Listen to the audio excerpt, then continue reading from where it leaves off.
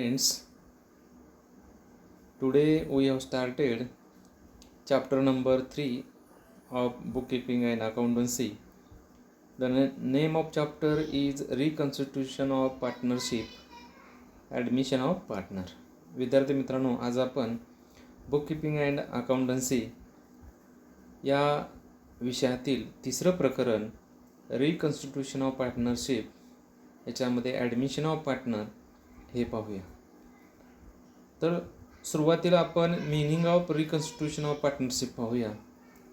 म्हणजे रिकन्स्टिट्यूशनचा मराठीमध्ये अर्थ आहे चेंज, बदल, आणि पार्टनरशिप म्हणजे काय, भागीदारी. भागीदारीमध्ये बदल कोणत्या प्रकारानं होतो, कशानं होतो, तर त्याच्यामध्ये त्यांनी दिलेलं आहे बघा.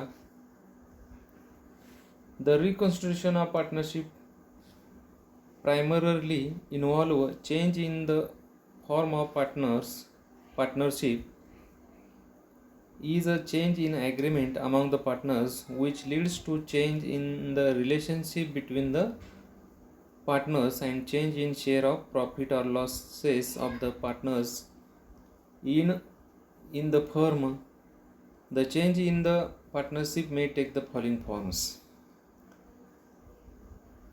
तर या पॅरेग्राफमध्ये जी माहिती दिलेली आहे त्याच्यामध्ये भागीदारीमध्ये बदल झाल्यामुळं change in agreement among the partners, म्हणजे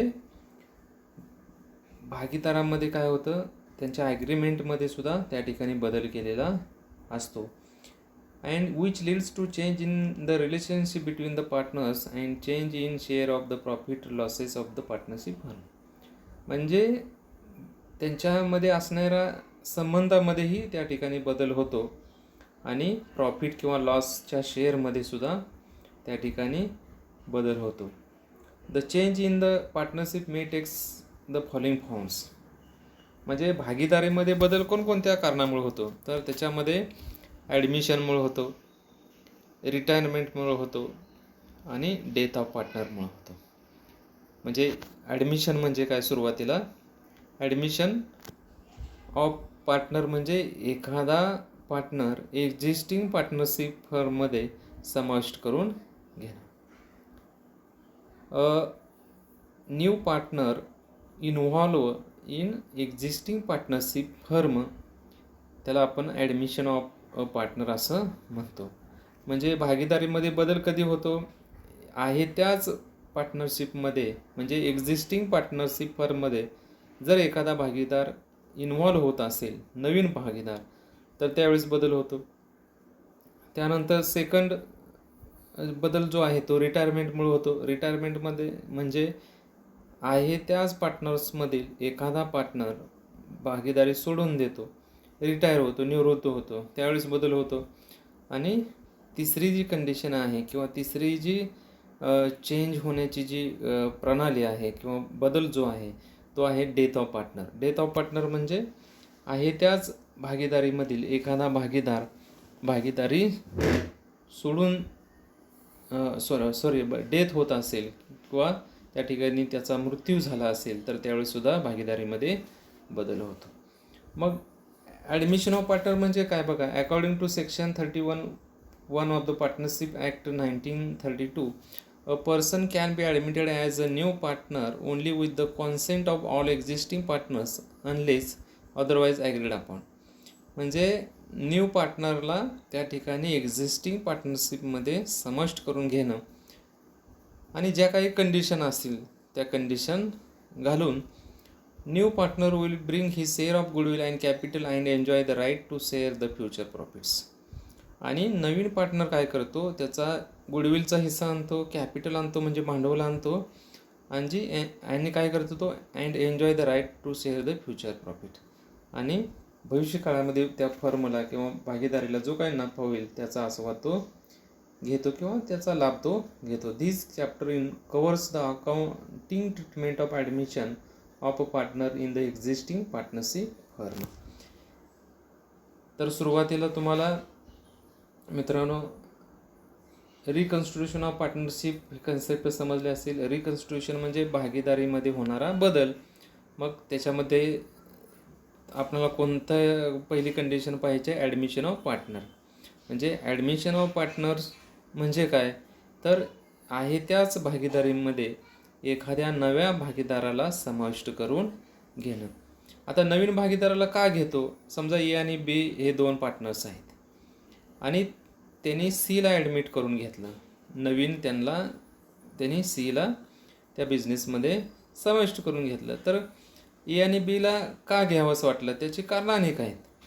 म्हणजे ए आणि बीकडे भांडवल कमी असेल किंवा त्यांच्याकडे नॉलेजची कमतरता असेल किंवा त्यांना व्यवसायामध्ये वाढ करायची असेल, म्हणजे अशा अनेक कंडिशन असतात की त्या कंडिशनमुळं किंवा त्या परिस्थितीमुळं एक्झिस्टिंग पार्टनर्स हे नवीन भागीदाराला त्या भागीदारीमध्ये इन्व्हॉल्व करून घेतात किंवा समाविष्ट करून घेतात. समजलं सर्वांना ॲडमिशन ऑफ पार्टनर म्हणजे काय? A person can be admitted as a new partner only with the consent of all existing partners unless otherwise is agreed upon. आहे त्याच भागीदारीमध्ये एखादा भागीदार समाविष्ट करून घेणं, त्याला ॲडमिशन ऑफ पार्टनर असं म्हटलं जातं. त्यानंतर पुढचं काय दिले बघा, capital brought by new partner. मग तो एक्झिस्टिंग पार्टनर्स काय करतात की नवीन भागीदाराला भागीदारीमध्ये इन्व्हॉल्व करून घेत असताना तो नवीन भागीदार भांडवल घेऊन येतो. त्याच्यामध्ये दिले जातं, the purpose of admitting new partner is to be increase capital of the partnership firm. The new partner can bring capital in cash or kind. म्हणजे नवीन भागीदाराला भागीदारीमध्ये ॲडमिट करून घेण्याचा उद्देश काय आहे, तर to increase the capital of the partnership firm, भागीदारीचं भांडवलामध्ये वाढ करणं. New partner can be bring capital in cash or kind, म्हणजे भांडवल हे कॅशमध्ये किंवा इतर स्वरूपामध्ये, म्हणजे ॲसेटच्या स्वरूपामध्ये सुद्धा आणू शकतो. The new partner will bring the capital as per as term in partnership deed. आणि त्या भागीदारीच्या करारामध्ये ज्या कंडिशन घालून दिलेल्या आहेत त्या कंडिशनला अनुसरूनच तो भांडवल त्या ठिकाणी त्या भागीदारीमध्ये आणत असतो. The accounting treatment for the capital brought in by the new partner is. मग आता नवीन पार्टनर्सनं कॅपिटल आणलं तर त्याचं ट्रान्झॅक्शन आणि एंट्री काय होते, तर त्याची दिलेली आहे बघा तिने, when new partner bring cash towards his capital. तर cash oblique bank account debit to new partners capital. समजा आता सी नवीन पार्टनरशिपमध्ये इन्व्हॉल्व झाला तर काय एंट्री होईल, cash oblique bank account debit to C's partners किंवा सीज कॅपिटल अकाउंट असेल. त्यानंतर when new partner bring certain assets toward his capital, म्हणजे त्यानं कॅश सोडून, म्हणजे कॅश व्यतिरिक्त जर त्यानं ॲसेट आणले तर assets account debit to new partners capital अशी एंट्री होईल. या एंट्री तुम्हाला वहीमध्ये लिहावे लागतील. त्यानंतर तुम्हाला त्या एंट्री पाठ कराव्या लागतील आणि त्यानंतर तुम्हाला प्रॉब्लेम ज्यावेळेस होतील त्यावेळेस समजेल की नवीन पार्टनर्स कॅशमध्ये कॅपिटल आणलं तर काय एंट्री पास करायची, ॲसेटमध्ये आणली तर काय पास करायची. ठीक आहे. त्याच्यानंतर पुढची जी कन्सेप्ट आहे न्यू रेशो.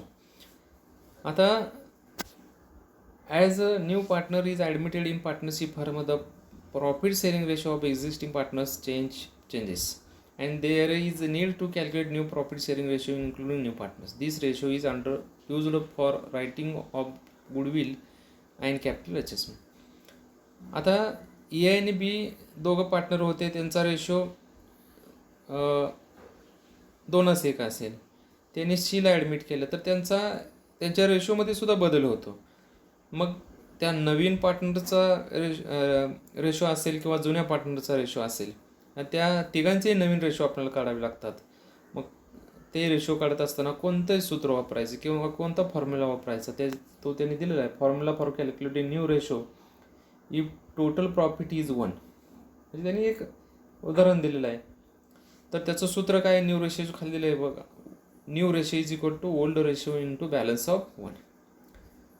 त्याच्यावरती त्यांनी दिलं आहे बघा, 1 minus share of new partner is equal to balance of. अगोदर बॅलन्स ऑफ 1 काढायचा, 1 वजा न्यू पार्टनर शेअर जो आहे तो घ्यायचा, किंवा त्याला दुसरं दिलेलं आहे बघा new ratio. If sacrifice ratio of old partners is given along with the old ratio, the new ratio can be calculated as follows. म्हणजे न्यू रेशो जर दिला तर old ratio minus sacrifice ratio काढायचा. म्हणजे जुन्या पार्टनरचं जर सॅक्रिफाईस रेशो दिला असेल तर न्यू रेशो काढत असताना सूत्र काय वापरायचं, तर old ratio minus sacrifice ratio. आता मग त्याच्यानंतर सॅक्रिफाईस रेशो काढायचा असेल तर काय करावं लागेल, तर त्यांनी दिलं when new partner is admitted old partners have to sacrifice their share of profit to give share of profit to new partner. The ratio in which old partners sacrifice their share of profit is called as sacrifice ratio. Sacrifice ratio कशाला म्हणतात, तर when new partner is admitted old partners have to sacrifice their share of profit to give the share of profit to new partners. म्हणजे old partners काय करतात, sacrifice करतात. कधी, जर new partner त्या बिझनेसमध्ये इन्वॉल्व झाला असेल, त्याला घेतला असेल आणि ते त्याचा हिस्सा काय करतात, त्या न्यू पार्टनरला देतात. The ratio in which old partner sacrifice their share of profit is called. आणि जो काही रेशो होईल मग सॅक्रिफाईस काय, सॅक्रिफाईस म्हणजे थोडक्यात त्याग करतात. त्याने रेशो आपला काय आपलं प्रमाण जे आहे रेशोचं ते नवीनला देतात, त्याच्यामुळे त्याचा रेशोमध्ये चेंज होतो, त्याला सॅक्रिफाईस रेशो असं म्हटलं जातं. मग this ratio is used to retain the goodwill in the goodwill in premium method. आणि सॅक्रिफाईस रेशो काढायचा असेल तर old ratio minus new ratio हे सूत्र आपल्याला वापरावं लागेल. Change in the profit sharing ratio due to admission of partner. Admission of पार्टनरमुळं काय होतं, त्यांचा प्रॉफिट शेअरिंगचा रेशोसुद्धा बदलतो. हे झालं न्यू रेशो आणि सॅक्रिफाईस रेशो. समजलं न्यू रेशो सूत्र लक्षात ठेवा. तुम्हाला जास्त याच्यामध्ये डीपमध्ये जायची काही गरज नाही. न्यू रेशो सूत्र लक्षात ठेवा. Old ratio into balance of 1. Balance of 1 काढायचं असेल तर 1 मायनस इनकमिंग पार्टनर शेअर किंवा शेअर ऑफ न्यू पार्टनर हे लक्षात ठेवा. आणि सॅक्रिफाईस रेशो जर दिला असेल ओल्ड जुन्या पार्टनरचा, तर न्यू रेशो काढत असताना सूत्र वापरायचं old ratio minus sacrifice ratio. आणि सॅक्रिफाईस रेशो काढायचं असेल तर सूत्र काय वापरायचं, old ratio minus new ratio. हे झालं रेशो. त्याच्यानंतर ट्रीटमेंट ऑफ गुडविल जे आहेत. आता गुडविल न्यू पार्टनर जर बिझनेसमध्ये गुडविल घेऊन येत असेल तर काय गुडविलची ट्रीटमेंट द्यायच्या. त्याच्यामध्ये 2 मेथड्स आहेत. Unlike other assets, goodwill is treated as separately at the time of reconstitution of the firm. There are 2 methods of recording goodwill in the books of account while admitting new partner in the firm. 2 methods आहेत. त्याच्यामध्ये goodwill treatment करायच्या, गुडविलच्या treatment द्यायच्या. तर त्याच्यामध्ये premium method आहे. This method new partner bring his share of goodwill in cash or kind. म्हणजे ह्या मेथडमध्ये गुडविल हे कॅशमध्ये आणतो किंवा इतर असेटच्या स्वरूपात नवीन पार्टनर घेऊन येतो. It may be trade in the business or may be withdrawn by old partner. Retained. It may be retained in the business or may be withdrawn by old partner. ते retain केलेलं असतं किंवा withdraw केलेलं असतं old partner. तर ह्या ज्या transaction आणि एंट्रीज ज्या दिल्या आहेत त्या तुम्ही वहीमध्ये लिहावा आणि त्याचं पाठांतर करावं लागेल. मग ट्रान्झॅक्शन हे new partner bring his share of goodwill in cash and it is retained in the business. Cash oblique bank account debit to goodwill आणि goodwill account debit to old partners capital oblique current account. आणि sacrifice रेशोच्या त्याच्यामध्ये त्याचं distribution करायचं आहे.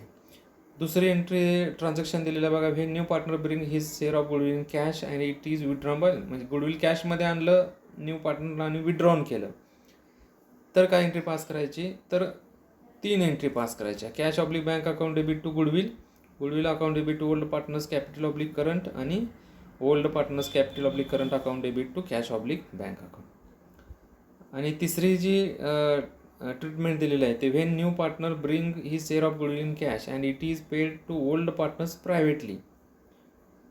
म्हणजे goodwill हे कॅशमध्ये आणलं आणि ओल्ड पार्टनर प्रायव्हेटली पेड केलं. म्हणजे काय किंमत पेड केला असेल. In this case no entry record for pass in the books. मग यावेळेस एंट्री पास करायची आवश्यकता नाही. ही झाली प्रीमियम मेथड. प्रीमियम मेथडमध्ये गुडविल कॅशमध्ये आणलं जातं किंवा इतर असेटच्या स्वरूपात आणलं जातं नवीन पार्टनर्सकडून. तर त्याच्या वेळेस 2 कंडिशन लक्षात ठेवा. गुडविल कॅशमध्ये आणलं आणि रिटेंडर केलं तर 2 एंट्री पास करायच्या, cash account debit to goodwill आणि गुडविल टू ओल्ड पार्टनर्स. आणि गुडविल कॅशमध्ये आणून विड्रॉ केलं तर 3 एंट्री पास करायच्या, पहिल्या 2 आहे अशा आणि तिसरी cash old partners capital oblique current account debit to cash oblique bank account. हे झाले प्रीमियम मेथड. आणि दुसरे आहे valuation method. Under this method new partner does not bring his share of goodwill, so old partner measure the goodwill of the firm and then it is raised in the books of firm at the time of admission. म्हणजे ह्या वेळेस काय करतो, नवीन partner goodwill हे त्याच्या goodwill बिझनेसमध्ये घेऊन येत नाही. सो ओल्ड पार्टनर म्हणजे जुनेच पार्टनर काय करतात, जे आहे तेच अगोदरचे, तर ते फर्मचं गुडविल मेजर करतात आणि किती त्यावेळेस ते गुडविल होतं आणि त्याचं किती रेज करायचं हे ठरवतात. आणि त्याच्या वेळेस मग आपल्याला ते गुडविल कॅल्क्युलेट करून त्याच्या ट्रीटमेंट कराव्या लागतात. तर त्याच्यामध्ये पण दिलेलं बघा, when new partner does not bring in his share of goodwill in cash आणि it is raised in the books of firm. फक्त रेज केला असेल तर goodwill account debit to old partners current oblique capital old रेशोमध्ये द्यायचं आहे. आणि ह्यावेळेस मात्र गुडविल न्यू बॅलन्स शीटला आपल्याला असेट साईडला दिसेल. When goodwill is raised and return off असेल तर goodwill account debit to old partners capital current old रेशोमध्ये all partners capital to goodwill. याच्यावेळेस मात्र गुडविल दिसणार नाही बॅलन्स शीटला. आणि when goodwill already appears in the books of the firm in balance sheet, in such cases if the goodwill is revalued, the difference between the revalued value of goodwill and its books value is transferred to old partners capital current revaluation account. म्हणजे balance शीटला असेल तर त्यामधला फरक जो आहे तो त्या ठिकाणी आपल्याला घ्यावा लागेल. If the goodwill already appear in balance sheet and new partner bring goodwill in cash, then it is desirable to write off goodwill appearing in the books among the old partners in their old profit sharing ratio. म्हणजे त्यावेळेस मात्र goodwill right of करावं लागतं goodwill appearing in the books among the old जुन्या पार्टनर्समध्ये old profit sharing रेशोमध्ये. म्हणजे valuation मेथडमध्ये goodwill हे कॅशमध्ये न आणता फक्त रेज केलं तर 1 एंट्री पास करा, रेज आणि रिटर्न ऑफ असेल तर 2 एंट्री पास करा. आणि जर ऑलरेडी बॅलन्स शीटला दाखवलं असेल तर त्याच्यामध्ये तर तुम्ही नवीन ॲडजस्टमेंटमध्ये दिलं तर रिव्हॅल्यूड किती होते बघा, प्लस मायनस, आणि रिव्हॅल्युएशनला अकाउंटला त्याचे इफेक्ट द्यायचे. याच्यापेक्षा आणखी जास्त माहिती तुम्हाला प्रॉब्लेम जसे जसे आपण या टॉपिकवरचे घेऊ त्यावेळेस तुम्हाला समजेल. त्याच्यानंतर गुडविल अँड इट्स व्हॅल्युएशन. त्याच्या 2 मेथड्स आहेत गुडविल कॅल्क्युलेट करायच्या. Methods of valuation of goodwill, average profit method. त्याच्या स्टेप लक्षात ठेवा. ॲव्हरेज प्रॉफिट मेथडनुसार गुडविल कॅल्क्युलेट करत असताना टोटल प्रॉफिट बरोबर total profits and losses given number of years. Total profit कसा काढायचं तर जेवढा प्रॉफिट किंवा लॉस दिला आहे त्याची बेरीज करायची. प्रॉफिटची बेरीज करा, लॉस असेल तर मायनस करा. ॲव्हरेज प्रॉफिट टोटल प्रॉफिट भागिले नंबर ऑफ इयर्स घेऊन किती वर्ष प्रॉफिट किंवा लॉस दिला आहे तो बघायचा. गुडविल काढत असताना average profit into number of years purchase हे सूत्र लक्षात ठेवा. फक्त ज्यावेळेस प्रॉब्लेममध्ये ॲव्हरेज प्रॉफिटनुसार गुडविल कॅल्क्युलेट करा असं सांगितलं जाईल त्यावेळेस ही मेथड आपणाला किंवा ह्या स्टेप्स लक्षात ठेवाव्या लागतील. त्यानंतर सुपर प्रॉफिट मेथड, त्या पण तुम्हाला 4 स्टेप्स लक्षात ठेवाव्या लागतील. पहिल्या 2 आहे असंच लक्षात ठेवा. Total profit is equal to total of profits and losses given number of years. आणि ॲव्हरेज प्रॉफिट TP भागिले नंबर ऑफ इयर्स गिवन. आणि normal profit is equal to normal rate of return NRR भागिले 100 गुणिले capital employed. आणि goodwill super profit into number of years purchase. शक्यतो पहिलीच method बऱ्याच वेळा विचारतात, दुसरी मेथड आतापर्यंत विचारलेली नाही, तरी पण तुम्हाला माहिती असं याच्यासाठी आपण ती घेतलेली आहे. त्यानंतर revaluation of assets and liabilities. म्हणजे असेट्स आणि लॅबिलिटीचं रिव्हॅल्युएशन कशा प्रकारे होतं, मग त्याच्यावेळेस काय करायचं. द मिनिंग काय दिले बघा, the value of asset shown in the balance sheet may be different than market value. So the increase or decrease in the value at the time of admission of new partner belongs to old partners the new. तर त्यावेळेस काय transaction दिलेलं असतं बघा, increase in the value of asset and decrease in the value of liability. Asset वाढली, liability कमी झाली तर एंट्री काय पास करायची, तर assets account debit, liability account debit to revaluation account oblique profit and loss adjustment account. परत decreasing the value of asset आणि increasing the value of liability, revaluation oblique profit and P&L ADC account adjustment account debit to assets account to liabilities account. ठीक आहे. Asset वाढली, liability कमी झाली, asset कमी झाली, liability वाढली तर काय होतं, तर त्याच्यावेळेस कोणकोणत्या एंट्री पास करायचं, तर ते एंट्री दिलेलं आहे. Recording the unrecorded assets in the books of account, assets account debit to revaluation account, creating new liability in the books, revaluation of account debit to new liability account, transfer of profit or profit on revaluation to old partners capital current, revaluation account debit to old partners capital current account, narration delay being profit on revaluation credited to partners, transfer of loss on revaluation to old partners capital current account, old partners capital oblique current account to revaluation account. म्हणजे loss झाला, profit झाला तर रिव्हॅल्युएशनच्या कोणत्या साईडला कशी entry pass करायची हे दिलेले आहे. ज्यावेळेस तुम्ही ह्या सर्व सर्व एंट्रीज लिहिचाल तुमच्या वहीमध्ये आणि त्याचं वाचन कराल, त्यावेळेस तुम्हाला समजेल कशा प्रकारे ह्या एंट्री पास करायच्या आहेत. म्हणजे रिव्हॅल्युएशन म्हणजे बदल, असेट्स आणि लायबिलिटीमध्ये बदल कधी होतो, इन्क्रीज डिक्रीज. असेट इन्क्रीज झालं तर कोणती एंट्री पास करायची, लायबिलिटी इन्क्रीज झाली तर काय पास करायची, असेट डिक्रीज, लायबिलिटी डिक्रीज काय पास करायची, प्रॉफिट किंवा लॉस झाला तर काय करायचं. त्याच्यानंतर specimen of revaluation of profit and loss adjustment. मित्रांनो, या टॉपिकमध्ये तुम्हाला 3 महत्त्वाचे अकाउंट ओपन करायचे आहेत. रिव्हॅल्युएशन अकाउंट हे दिलेलं आहे बघा समोर, revaluation oblique profit and loss adjustment account, partners capital account आणि बॅलन्स शीट. पार्टनर्स कॅपिटल तर आपण पहिल्या चॅप्टरमध्ये पाहिलेलं आहे, introduction to partnership, methods of capital अकाउंटमध्ये. आणि बॅलन्स शीट तर आपण फायनल अकाउंटमध्ये पाहिलेलं आहे आणि नॉट फॉर प्रॉफिट कन्सर्नमध्ये पण पाहिलेलं आहे. तर त्याचे 3 महत्त्वाचे अकाउंट आणि वर्किंगसाठी कॅश, बँक किंवा गुडविल हे अकाउंट्स आपल्याला तयार करावी लागतात. त्याच्यानंतर हा नमुना दिलेला आहे डेबिट क्रेडिट, हे काय तुम्ही लिहा. To asset decrease in asset, increase in liability दिलेलं आहे बघा. To old partners capital current, profit on revaluation transfer, इकडं by asset, increase in asset, decrease in liability, old partners capital loss असतो. Adjustment of accumulated profit and losses. Accumulated profit is the profit earned by the old partner before admitting new partner that may be in the form of undistributed profit, reserve fund, general reserve, workmen compensation fund, joint policy reserve. म्हणजे एखादा भागीदार म्हणजे नवीन पार्टनरला involve करायच्या अगोदर त्यांच्याकडे जो काय reserve fund असेल, संचयी नफा म्हणतो, ॲक्युम्युलेटेड प्रॉफिट, जनरल रिझर्व असेल, वर्कमॅन कॉम्पेन्सेशन फंड असेल, जॉईंट पॉलिसी रिझर्व, हे ओल्ड पार्टनरलाच फक्त आपल्याला द्यावे लागतात. नवीन पार्टनर्सचा याच्याशी काही संबंध नसतो. म्हणजे अगोदरचं हे सर्व फंड्स असतात किंवा रिझर्व्स असतात ते जुन्या पार्टनरलाच आपल्याला वाटून द्यावे लागतात. मग त्याच्या एंट्री पण त्या ठिकाणी दिलेल्या बघा इथं. The reserve are on the liability side of the balance sheet, therefore transfer on credit side of the partners capital. म्हणजे जर क्रेडिट साईड बॅलन्स शीटला जर दिले तर ट्रान्सफर कुठं करायला लागतील, पार्टनर्स कॅपिटलच्या क्रेडिट साईडला.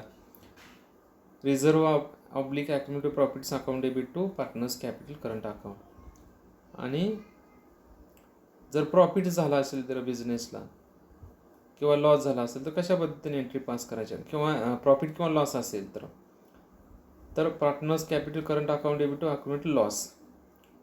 आणि प्रॉफिट असेल तर उलटी, accumulated profits account debit to partners capital current account. हे काय तुम्हाला त्यावेळेस आपण प्रॉब्लेम घेताना समजेल, बॅलन्स शीटला त्याने दिलेलं असतं. ॲडजस्टमेंट्स ऑफ कॅपिटल त्यांनी दिलेलं आहे बघा. Sometimes capital of all partners are to be adjusted in new profit sharing ratio after the admission of new partner. The capital of the partners may be adjusted in any of the following case. म्हणजे एक काही वेळेस काय करावं लागतं, काही वेळेस सर्व पार्टनर्स कॅपिटल ॲडजस्ट करावं लागतं न्यू प्रॉफिट शेअरिंग रेशोमध्ये. मग त्यावेळेस कॅपिटल टोटल कॅपिटल कॅल्क्युलेट करावं लागतं. मग capital of old partner be adjust in base capital new partner, म्हणजे नवीन पार्टनर्सच्या कॅपिटलचा बेस घेऊन ते आपल्याला ॲडजस्ट करायचं. तर टोटल कॅपिटल काढावं लागतं. तर टोटल कॅपिटल काढायचं सूत्र काय, new partners capital into reciprocal of his profit share ratio. मग टोटल कॅपिटल काढून मग त्यांना त्यांच्या नवीन रेशो काढावे लागतात. नवीन रेशो काढल्यानंतर ते हे टोटल कॅपिटल त्यांना वाटावं लागतं. दिले त्यांनी calculation new profit sharing ratio. त्यांनी उदाहरण दिले बघा. Z is admitted in the firm with 1/5 share of the profit of the firm. Z contributes ₹50,000 his capital. X and Y of the other 2 partners with sharing profits in ratio profits in the ratio of 2:3. म्हणजे x आणि Y हे 2:3 प्रमाणात share करतात profit किंवा लॉसचं. आणि झेडला admit केलं आहे, 1/5 त्याचा शेअर आहे आणि त्याचं कॅपिटल किती दिलं आहे, 50,000. त्यानं किती आणलेलं आहे कॅपिटल, ₹50,000 कॅशमध्ये. तर नवीन रेशो त्याचे आपल्याला कॅल्क्युलेट करावे लागतील. तर X share of profit is equal to 2/5. याचा रेसिप्रोकल किती येईल, 2/5 इंटू 1 - 1 म्हणजे बॅलन्स ऑफ 1 किती येतो यांचा, 4/5 येतो, इज इक्वल टू 8/25 ह्याचा न्यू रेशो होतो. एक्स वायचा 12/25 आणि झेडचा 5/25. New ratio 8/12/25. आणि टोटल कॅपिटल किती येईल ह्याचं रेसिप्रोकल करून 2,50,000. 2,50,000चं वाटप जर केलं तर एक्सला 80,000, वायला 1,20,000 आणि झेडला 50,000. अशा पद्धतीनं वाटप होईल. तर काय काय बघितलं आपण, सुरुवातीपासून थोडक्यात आपण बघूया. आपण आज 3ऱ्या चॅप्टरला सुरुवात केली, ॲडमिशन ऑफ पार्टनर. त्याच्यामध्ये आपण सुरुवातीला रिकन्स्टिट्यूशन म्हणजे काय पाहिलं. रिकन्स्टिट्यूशन ऑफ पार्टनरशिप म्हणजे भागीदारीमध्ये होणारा बदल. एखाद्या भागीदाराला भागीदारीमध्ये समाविष्ट केल्यानं बदल होतो, म्हणजे ॲडमिशननं बदल होतो, रिटायरमेंटनं बदल होतो आणि डेथ ऑफ पार्टनरनं. ह्या 3 रिकन्स्टिट्यूशन ऑफ पार्टनरशिपच्या कन्सेप्ट बघितल्या. त्याच्यामध्ये आपण सुरुवात केली ॲडमिशन ऑफ पार्टनर म्हणजे काय.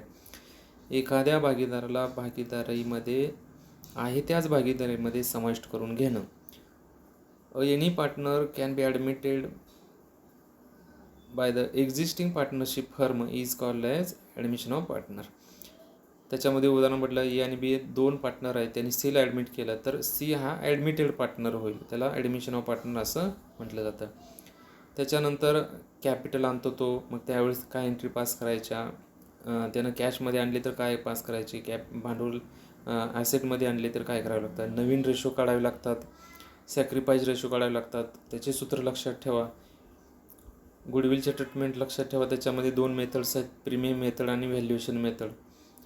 प्रीमियम मेथडमध्ये कॅशमध्ये किंवा असेटमध्ये गुडविल आणतो आणि व्हॅल्युएशनमध्ये गुडविल तुम्हाला कॅल्क्युलेट करावं लागतं जुन्या पार्टनरला, कारण गुडविल त्यानं कॅशमध्ये घेऊन आलेला नसतो न्यू पार्टनर. त्याच्यानंतर गुडविल कॅल्क्युलेट करायच्या 2 मेथड्स लक्षात ठेवा, ॲव्हरेज प्रॉफिट मेथड आणि सुपर प्रॉफिट मेथड. त्याच्या स्टेप्स लक्षात ठेवा. त्याच्यानंतर revaluation of assets and liability. Assets आणि लायबिलिटीचं रिव्हॅल्युएशन होतं, कारण त्याची किंमत बदलते असेटची आणि लायबिलिटीची. मग बदल झाला तर काय करायचं, वाढ झाली तर काय करावं लागेल, असेट्समध्ये घट झाली तर काय करावं लागेल, आणि लायबिलिटीमध्ये पण त्याच पद्धतीनं काय करावं लागेल आपल्याला, याचा विचार आपल्याला करावा लागेल. स्पेसिमन लक्षात ठेवा, revaluation oblique profit and loss ॲडजस्टमेंटचा. अकाउंट्स किती ओपन करावे लागतात, तर 3. Revaluation oblique profit and loss adjustment account, partners capital account किंवा करंट अकाउंट आणि बॅलन्स शीट. वर्किंग नोटसाठी कॅश ऑब्लिक बँक अकाउंट आणि goodwill account. Adjustment of accumulated profit and losses म्हणजे अगोदरच प्रॉफिट किंवा लॉस असतो किंवा रिझर्व्ह फंड असतो, तर त्याचं काय करावं लागेल, तो जुन्या पार्टनरलाच वाटावं लागेल, कारण नवीनचा त्याच्याशी काही संबंध नसतो. कॅपिटल पण एखाद्या वेळेस ॲडजस्ट करा म्हणून सांगितलं, तर त्याच्यावेळेस तुम्हाला नवीन रेशो काढावे लागतील अगोदर, टोटल कॅपिटल काढावं लागेल आणि नवीन रेशोच्या प्रमाणात वाटून द्यावं लागेल. तर ही झाली बेसिक इन्फॉर्मेशन आज आपण ह्या व्हिडिओमध्ये पाहिलेली आहे. तर मित्रांनो, आतापर्यंत आपण बुक किपिंग अँड अकाउंटन्सीमध्ये 2 चॅप्टर पाहिलेले आहेत. पहिला introduction to partnership and partnership final account आणि दुसरा नॉट फॉर प्रॉफिट कन्सर्न. आणि आज आपण या तासाला 3ऱ्या प्रकरणाला सुरुवात केलेली आहे, ॲडमिशन ऑफ पार्टनर. त्याच्यामध्ये आपण त्या चॅप्टरमधील जी काही बेसिक माहिती आहे ती आपण पाहिलेली आहे. नंतरच्या व्हिडिओमध्ये आपण प्रॉब्लेमला डायरेक्ट सुरुवात करूया. तुम्ही हा व्हिडिओ बघून जे काही कन्सेप्ट आहेत त्या कन्सेप्ट तुम्ही तुमच्या वहीमध्ये लिहून घ्या आणि त्याचं वाचन करा. पुढच्या तासाला आपण या ॲडमिशन ऑफ पार्टनरशिप फर्म त्याच्यामधला पहिला प्रॉब्लेम सुरू करूया. जर काही शंका असेल तर मला तुम्ही वैयक्तिक व्हॉट्सअपवरती किंवा कॉल करून विचारू शकता. थँक्यू.